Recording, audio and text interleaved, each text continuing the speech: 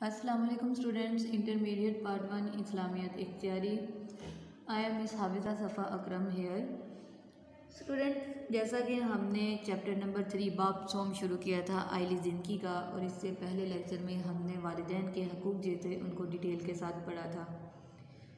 वालिदैन के हकूक़ जो कि औलाद के फ़राइज़ थे। आज हम देखेंगे औलाद के हकूक़ जो कि वालिदैन के फ़राइज़ हैं। मैंने उसमें भी आपको डिटेल से बताया था कि किसी चीज़ का जो अपोजिट होता है वो उसके फ़राइज़ होते हैं। यानी वालिदैन किस वजह से बनते हैं? जब उनकी औलाद होती है। तो वालिदैन के हकूक़ क्या होते हैं? औलाद के फ़राइज़। इसी तरह औलाद कब होती है? जब वालिदैन होते हैं। तो वालिदैन के फिर औलाद के जो हकूक़ होते हैं वो फिर वालिदैन के फ़राइज़ होते हैं। तो आज हम देखेंगे कि औलाद के फ़राइज़ के बाद वालिदैन के अपनी औलाद के लिए कौन कौन से फ़र्ज़ बनते हैं, वालिदैन ने अपनी औलाद के लिए कौन कौन से फ़राइज़ जो हैं वो कुरान पाक और अहादीस के मुताबिक जो हैं वो सर अंजाम देने होते हैं। सबसे पहले जीने का हक़। नबी करीम सल्लल्लाहु अलैहि वसल्लम की आमद से पहले औलाद को जीने का हक़ नहीं था। कभी इन्हें देवताओं के लिए कुर्बानी की भेंट चढ़ा दिया रहता, कभी गुर्बत के खौफ से इन्हें कत्ल कर दिया रहता, और कभी गैरत के नाम पर जो था वो लड़कियों को ज़िंदा दरगोर कर दिया रहता। बनु तमीम के एक सरदार कैस बिन आसिम ने नबी अकरम सल्लल्लाहु अलैहि वसल्लम के सामने खुद एतराफ़ किया था कि इसने अपने हाथ से 8 लड़कियों को दफन किया था। ये सुनकर आप सल्लल्लाहु अलैहि वसल्लम ने फरमाया, ए कैस, हर लड़की के कुफारे में एक ऊँट कुर्बान करो। इस्लाम ने औलाद को जीने का हक़ दिया है और औलाद कशी यानी औलाद को कत्ल करने से मना फरमाया है।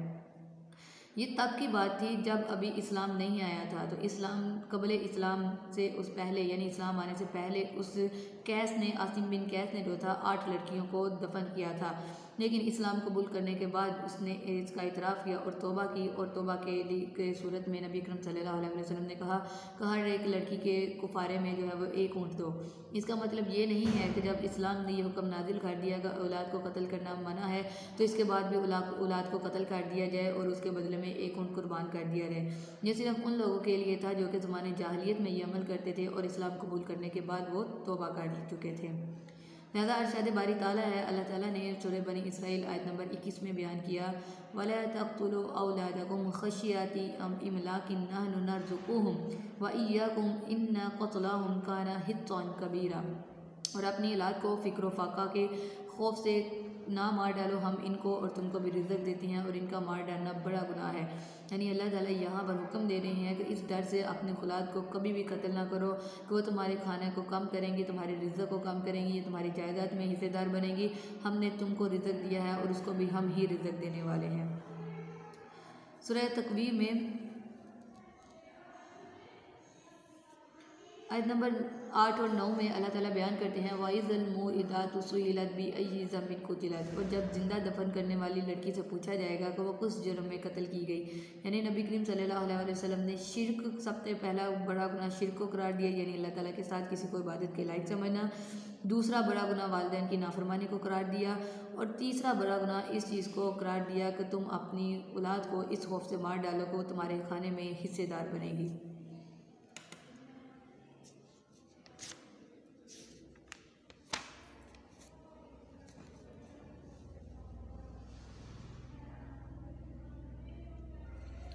अकीका और ख़तना। औलाद का यह हक़ है कि इनकी पैदाइश पर इन्हें नहला धुला कर कान में दाएँ कान में यानी राइट जो कान है उसमें अजान दी जाए, और बाएँ यानी लेफ़्ट कान में जो है वो अकामत कही जाए। अजान यानी बाकायदा जो अजान दी जाती है नमाज के लिए, और अकामत बाद में जब बाद जमात नमाज अदा करनी होती है, जमात इकट्ठी हो जाती है, तो लोगों को एक दफ़ा फिर से मस्जिद में बुलाने के लिए अकामत कही जाती है।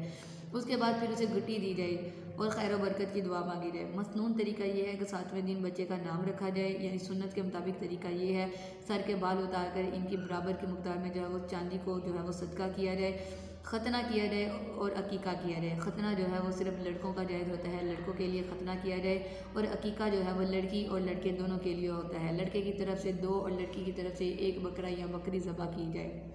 ज़रूरी नहीं है कि सिर्फ बकरा या बकरी ही, अगर आप गाय वगैरह चाहें तो वो भी ज़बह कर सकते हैं। लिहाजा यहाँ पर एक चीज़ काबिल गौर ये है कि लोग अक्सर पूछते हैं कि लड़के की तरफ से 2 और लड़के की तरफ से 1 क्यों। इसकी अक्सर वजूहात जो है वो लोग ये बताते हैं कि क्योंकि लड़के का जायदाद में हक़ जो है वो लड़की से डबल होता है, इसलिए लड़के के लिए अकीके के कुर्बानी का जो जानवर है वो भी 2 गुना है। लिहाजा इस चीज़ की हकीकत, इसका इशारा जो है वो अहादीस में नहीं मिलता। तो लिहाजा जिस चीज़ का इशारा हदीस में नहीं मिलता, हमें कोई हक़ नहीं है कि हम अपनी उसके मुतालिक जो है वो क़यास आराइयाँ करें। बाद हदीस में ये भी मिलता है कि नबी करम सल्लल्लाहु अलैहि वसल्लम ने कहा कि अगर उनकी हदीस का मफ़हूम है कि अगर लड़के के लिए 2 जानवर मुयस्सर ना हो तो 1 जानवर से भी जो है वो लड़के का अकीका हो जाता है। यानी अगर 2 बकरे ना भी हों, 1 बकरे की हैसियत हो, कोई अकीका करना चाहे, सुन्नत को अदा करना चाहे, तो वो 1 बकरे से भी लड़के का अकीका कर सकता है। अच्छा नाम रखना, नाम शख्सियत का जो है वो आयनादार होता है, यानी नाम का असर जो है वो उसकी शख्सियत पर ज़रूर होता है। इसलिए वालिदैन को चाहिए कि अपने औलाद के अच्छे नाम रखें। नबी करीम सल्लल्लाहु अलैहि वसल्लम अच्छे नामों को पसंद फरमाते थे और जो नापसंदीदा नाम होता था उसको खुद ही बदल देते थे। आप सल्लल्लाहु अलैहि वसल्लम ने फरमाया कि अल्लाह ताला के नज़दीक सबसे प्यारे नाम जो है वो अब्दुल्ला और अब्दुर्रहमान है। नबी अकरम सल्लल्लाहु अलैहि वसल्लम ने अपने साहबजादों के नाम कासिम, अब्दुल्ला, तैयब और ताहिर और इब्राहिम रखे थे और अपने नवासों के नाम हसन और हुसैन रखे थे। तो लिहाजा एक अच्छा नाम रखना भी जो है वो औलाद के हकूक़ में शामिल है कि औलाद की शख्सियत जो है वो अच्छी लोगों के सामने बनाने के लिए, उसकी शख्सियत पर अच्छा असर रखने के लिए ज़रूरी है कि लोग वालिदैन जो हैं वो औलाद का नाम भी अच्छा रखें। रज़ाअत और परवरिश, औलाद का यह हक़ है कि बचपन में इन्हें दूध पिलाया जाए और इनकी परवरिश का सही इंतज़ाम किया जाए। कुरान ने दूध पिलाने की मुद्दत तकरीबन 2 साल करार दी है। चुनांचे सूरह बकरा में आयत नंबर 233 में अल्लाह ताला इरशाद फरमाते हैं, वल वालिदातु युर्ज़ीना औलादहुन्ना हौलैनी कामिलैन, और माएँ अपनी औलाद को पूरे 2 साल दूध पिलाएं। अगर किसी वजह से, किसी बीमारी की वजह या किसी मसले के नज़र दूध पिलाने की मुद्दत में जो है वो कमी और पेशी की जा सकती है, लेकिन अगर कोई वजह ऐसी हो जाए कि बच्चा जो है वो पैदाइश के बाद अपनी माँ के दूध से महरूम हो जाए, तो यहाँ पर बाप का फ़र्ज़ है। अगर उसकी माँ का इंतकाल हो जाता है या कोई ऐसी बीमारी हो जाती है तो माँ जो है वो बच्चे को दूध नहीं पिला सकती, बच्चे को जो है वो माँ का दूध मुयस्सर नहीं आता, तो इस बात का फिर बाप पर फ़र्ज़ बनता है कि वो दूध पिलाने वाली किसी आया का इंतज़ाम करे, किसी औरत का इंतज़ाम करे जो कि उसको दूध पिलाए और उसके बदले में उसका बाप जो है उसे मुआवजा अदा करे। और अगर बच्चे की पैदाइश के बाद उसके माँ बाप दोनों जो हैं वो फोत हो जाते हैं, बच्चा अभी छोटा है, इस 2 या 3 माह का है या कुछ दिनों का है या भी इस उम्र में है कि वो दूध पीता है, उसके वालिदैन का किसी वजह से अल्लाह ताला उसे वालिदैन से महरूम कर देते हैं, तो फिर कुरान मजीद ने ये फ़र्ज़ जो है बच्चे के वर्सा, जो उसके वारिस होंगे, उसके दादा दादी, नाना नानी, खाला चाचू, जो भी उसके रिश्तेदार होंगे जो कि उसकी कफ़ालत के ज़िम्मेदार हैं, उन पर यह फ़र्ज़ है कि वो उसकी रज़ाअत का इंतज़ाम करें, यानी उसके दूध पिलाने का इंतज़ाम करें। लड़की की परवरिश की तकीद, लड़की लड़के की निस्बत कमज़ोर होती है और फिर इसे बोझ या कमतर समझा जाता है, इसलिए नबी करीम सल्लल्लाहु अलैहि वसल्लम ने लड़की को बोझ या कमतर ना समझते हुए इसकी परवरिश पर ख़ास तकीद की गई और इसके लिए बड़े अजर सवाब का जो है वो मुयज़्ज़ा सुनाया, यानी खुशखबरी सुनाई। आप सल्लल्लाहु अलैहि वसल्लम ने अरशदात ग्रामी हैं, लड़की की परवरिश वालिदैन और दोज़ख के दरमियान पर्दा है। यहाँ बात लड़के की नहीं, सिर्फ लड़की की हो रही है कि जिसको लोग जो है अपने लिए बोझ समझते हैं, कमतर समझते हैं। अल्लाह ताला ने लड़की और की तरबियत को जो है वो वालिदैन के लिए दोज़ख से निकलने का एक ज़रिया बना दिया कि लड़की की अच्छी परवरिश जो है वो वालिदैन और दोज़ख के दरमियान में पर्दा है। जो शख्स 2 लड़कियों को पाल कर जवान कर दे, नबी करीम सल्लल्लाहु अलैहि वसल्लम ने 2 उंगलियों को उठाकर फरमाया, इसका और मेरा साथ जन्नत में यूँ होगा, यानी जिस तरह हाथ की 2 उंगलियां एक साथ होती हैं, इस तरह वो शख्स नबी करीम सल्लल्लाहु अलैहि वसल्लम के साथ जन्नत में होगा। वो शख्स जो 2 लड़कियां या फिर एक भी लड़की हो तो उसकी अच्छी, बाद हदीस में एक लड़की का भी जिक्र है कि अगर एक लड़की भी हो तो उसकी अच्छी तरबियत करे, उसकी अच्छी शादी करे, उसकी अच्छी कफ़ालत करे, तो आखिरत में वो लड़की जो है वो अपने वालिदैन को जो है वो दोज़ख में नहीं जाने देगी और जन्नत में नबी अकरम सल्लल्लाहु अलैहि वसल्लम का उस शख्स को साथ नसीब होगा।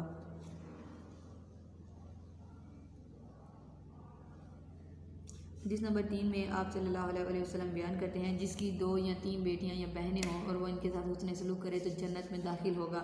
यहाँ बेटी और बहन दोनों का लफ्ज़ इस्तेमाल किया गया। अगर बाप जो है वो नहीं है या बाप किसी वजह से मजदूर है या किसी वजह से कफ़ालत नहीं कर सकता, तो यहाँ पर भाई का फ़र्ज़ है कि वो अपनी बहनों की अच्छी कफ़ालत करे, उनकी अच्छी तरबियत करे, उनके साथ हुस्न सलूक करे, उनके पूरे हकूक़ करे, तो वो भाई और बाप दोनों को जो है वो जन्नत की बशारत दी गई। उसके बाद तलीम और तरबियत का हक़। औलाद का यह हक़ है कि वालिदैन इनकी जिस्मानी परवरिश के साथ साथ इनकी बेहतर तलीम और तरबियत भी करें, अच्छी मुरवजा तलीम दिलाएँ, यानी जैसी तलीम उस ज़माने में चल रही हो उस तलीम का इंतज़ाम करें और दीनी तलीम भी साथ में दिलाएँ। कुरान मजीद में अरशाद बारी ताला है, सूरह तहरीम आयत नंबर 6 में अल्लाह ताला बयान करते हैं, या अय्युहल्लज़ीना आमनू क़ू अनफुसकुम व अहलिकुम नारन, ऐ ईमान वालों अपने आप को और अपने अहलियाल को दोज़ख की आग से बचाओ। अब आग से बचाने की सूरत तो सिर्फ यही है कि इन्हें अच्छी तलीम और तरबियत दी जाए, क्योंकि अगर औलाद को अच्छी तलीम दी जाएगी, अच्छी तरबियत दी जाएगी, वो अल्लाह ताला के अहकामात को जानेगी, पहचानेगी, उसके मुताबिक अपनी ज़िंदगी गुजारेगी, तो ही वो आग से बच सकती है। औलाद की तरबियत के बारे में नबी करम सल्लल्लाहु अलैहि वसल्लम के अरशदात ग़रामी हैं, अकरिमू औलादकुम व अहसिनु अदबाहुम, अपनी औलाद की इज़्ज़त करो और इनकी अच्छी तरबियत करो। औलाद का बाप पर यह भी हक़ है कि वो इसकी सही तरबियत करे। जब बच्चा 7 साल का हो जाए तो इसको नमाज की तलकीन करनी चाहिए, और जब वो 10 साल का हो जाए तो नमाज़ पढ़ने पर इसे सज़ा दी जाए। यहाँ पर क्यों कहा गया कि उसे सज़ा दी जाए? ताकि बच्चे की अच्छी तरबियत हो सके। अगर आप बच्चे को नमाज़ पढ़ना नहीं सिखाते, वो अहकाम इलाही पूरा नहीं करता, तो फिर इसका गुनाह जो है वो वालिदैन को भी होगा जिन्होंने उसकी तरबियत ऐसी नहीं की थी। एक काबिल गौर यहाँ पर बात है कि यहाँ पर तलकीन करने से मुराद सिर्फ ये नहीं है कि बच्चे को ज़ुबान से कहा जाए कि नमाज़ पढ़ो। जब बच्चा छोटा होता है, वालिदैन अगर उसके सामने नमाज़ पढ़ेंगे तो उस बच्चे को कहने की ज़रूरत ही नहीं पड़ेगी, अपने वालिदैन को देखते हुए वो भी खुद ब खुद नमाज़ पढ़ना शुरू कर देगा। लेकिन अगर बच्चे के सामने वालिदैन नमाज़ नहीं पढ़ेंगे, सिर्फ बच्चे को कहेंगे कि नमाज़ पढ़ो, तो बच्चा ये ऑब्ज़र्व करेगा, ये देखेगा कि वालिदैन तो ये हुक्म पूरा नहीं करते, तो लिहाजा वो खुद भी जो है इस हुक्म को पूरा नहीं करेगा। तो लिहाजा बेहतरीन तरबियत करने का तरीका ये है कि वालिदैन खुद भी सही अहकामात बच्चे के सामने सर अंजाम दें, ताकि बच्चा वालिदैन को देखकर उन अहकामात पर अमल कर सके। हदीस मुबारक में नबी अकरम सल्लल्लाहु अलैहि वसल्लम बयान करते हैं कि जब आदमी मर जाता है तो इसका जो अमल है वो ख़त्म हो जाता है, लेकिन 3 अमल इसके जारी रहते हैं। एक सदका जारिया, यानी वो सदका जो कि जिससे लोग फ़ायदा हासिल करते रहते हैं, वो उसके मरने के बाद भी उसके लिए बायस सवाब बनता है। दूसरा इसका फैलाया हुआ इल्म, जिससे लोग फ़ायदा उठाएं, यानी अपने इल्म के ज़रिए से उसने लोगों को इल्म सिखाया हो और वो लोग इस इल्म के ज़रिए से फ़ायदा उठा रहे हों। तीसरा नेक औलाद जो इसके हक़ में दुआ करे, यानी इंसान जब मर जाता है उसके बाद उसकी नेक औलाद जो नेक काम करेगी वो उसकी तरबियत का हिस्सा होंगे और उसका सवाब भी उस इंसान को मरने के बाद मिलता रहेगा।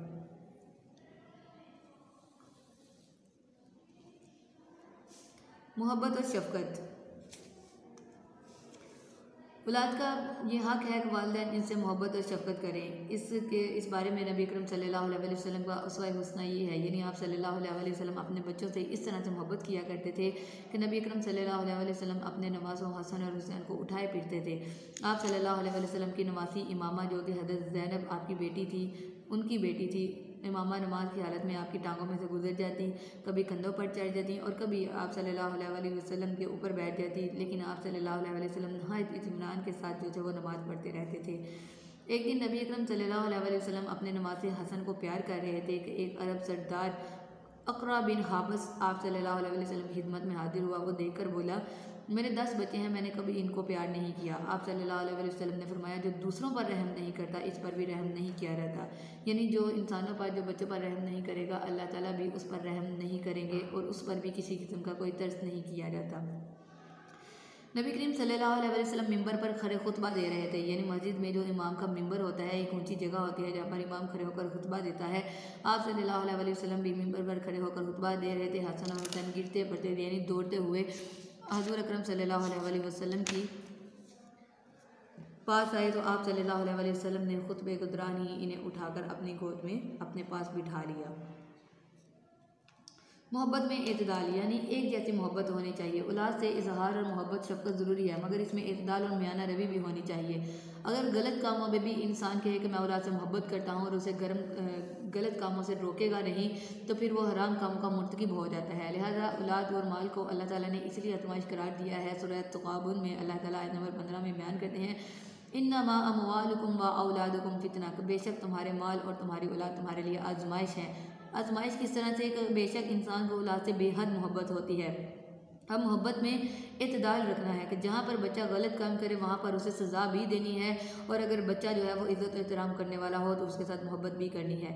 हदीस मुबारका में है कि क़यामत के रोज़ हराम रोज़ी खिलाने वाले आदमी के साथ सबसे पहले इसके अहलो यानी इसके घर वाले झगड़ा करेंगे और गुनाहों की तमाम जिम्मेदारी इस पर डाल देंगे, क्योंकि इंसान जो खाता है उसी का ही असर उसकी तरबियत में होता है। अगर वो हलाल खाएगा तो उसकी तबीयत, उसकी फितरत जो है वो नेक होगी। अगर वो हराम खाएगा तो हराम का ही असर उसकी तरबियत और उसकी फितरत में होगा और वो गुनाह का इर्तिकाब करेगा।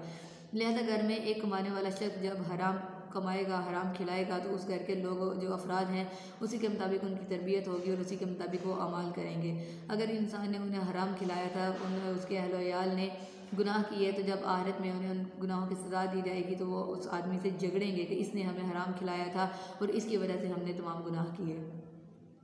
अदल और मसावात, वालिदैन का ये फ़र्ज़ है कि वो तमाम बच्चों से एक जैसा सलूक करें, इनके दरमियान कोई भी फ़र्क ना रखें, ख़ास तौर पर लड़के और लड़कियों के दरमियान।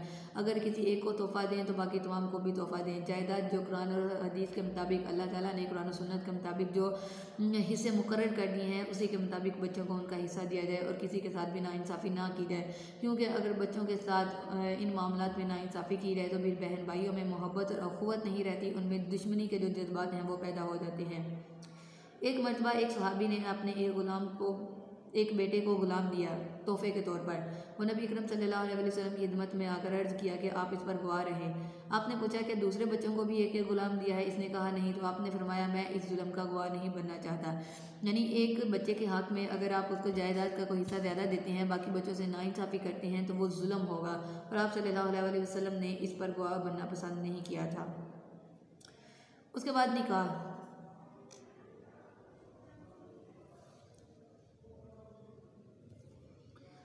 वालिदैन का ये फ़र्ज़ है कि जब औलाद जवान हो जाए तो इसके लिए मुनासिब रिश्ता तलाश करके इसका निकाह कर दे। नबी करीम सल्लल्लाहु अलैहि वसल्लम का फरमान है कि 3 चीज़ों में देर नहीं करनी चाहिए। एक, नमाज में जब इसका वक्त हो जाए। दूसरा, जनाजे में जब वो तैयार हो जाए। तीसरा, लड़की की शादी में जब इसका मुनासिब रिश्ता मिल जाए।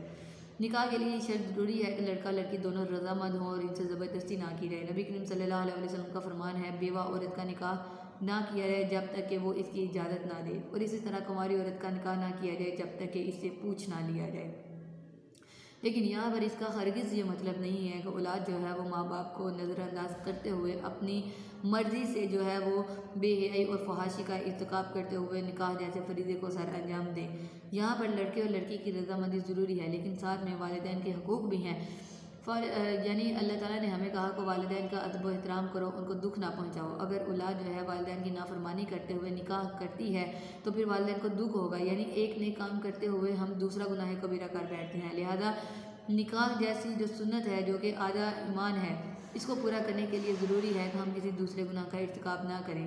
लिहाजा अगर किसी ने अपनी मर्ज़ी से निकाह करना भी है तो उसके लिए ज़रूरी है कि पहले वालिदैन को जो है वो उसके लिए राज़ी किया जाए, वालिदैन की रज़ामंदी से किया जाए। अगर वालिदैन राज़ी नहीं है तो फिर वालिदैन के लिए इसकी कुर्बानी दी जाए, क्योंकि वो लड़की जिससे या लड़का जिससे आपने कोई अहद किया, कोई अक़द किया, उससे आपका कोई रिश्ता नहीं है जिसकी इज़्ज़त और एहतराम ना करने से आपको गुनाह होगा। लेकिन वालिदैन से आपका ऐसा रिश्ता है कि अगर आपने इस रिश्ते को दुख पहुँचाया, इस रिश्ते को आपने तकलीफ़ पहुँचाई, तो इसका आपको गुनाह होगा। उसके बाद मिरास। वालिदैन के तरके में से विरासत का हक़ औलाद को हासिल है। कुरान और सुन्नत के मुताबिक विरासत की तकसीम का असूल ये है कि अगर वालिदैन पर कर्ज़ वगैरह हो तो कर्ज़ उतार कर और वसीयत पूरी करने के बाद बाकी माल जो है वो वारिसों के हवाले कर दिया जाए। मर्द का हिस्सा 2 औरतों के बराबर होता है। मर्द का हिस्सा 2 औरतों के बराबर क्यों है? इसलिए कि मर्द को तो एक ही सिर्फ अपने वालिदैन की जायदाद में से हिस्सा मिलेगा, लेकिन औरत को 2 तरह से जायदाद में हिस्सा मिलता है। एक उसके वालिदैन की तरफ से और दूसरा उसके शोहर यानी उसके खावंद की जायदाद में से। लिहाजा इसलिए औरत का जो है वो एक हिस्सा रखा गया और मर्द के 2 हिस्से रखे गए। अगर ये देखा जाए तो दोनों तरह से दोनों के हिस्से जो है वो बराबर हो जाते हैं।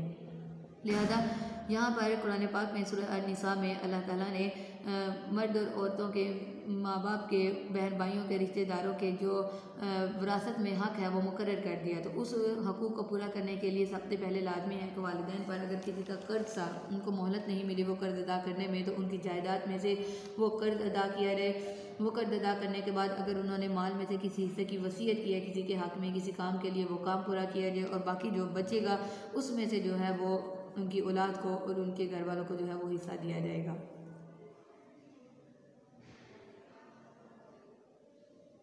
तो ये था हमारा आज का टॉपिक, जिसमें हमने वालिदैन के फ़राइज़ यानी औलाद के हकूक़ को बड़ी डिटेल से पढ़ा कि औलाद के वालिदैन के मतलब कौन कौन से जो है वो फ़राइज़ होते हैं। वालिदैन को अपने औलाद के लिए कौन कौन से फ़राइज़ जो है वो सर अंजाम देने चाहिए। हमने कुरान और हदीस दोनों के मुताबिक इसको डिटेल से पढ़ा। अल्लाह ताला हमारे वालिदैन को और हम सब को अपने हिफ्ज़ ईमान में रखे और हमें अपने फ़र्ज़ पूरा करने की तौफ़ीक दे। हमारा ये टॉपिक यहीं पर कंप्लीट होता है। अल्लाह हाफ़िज़।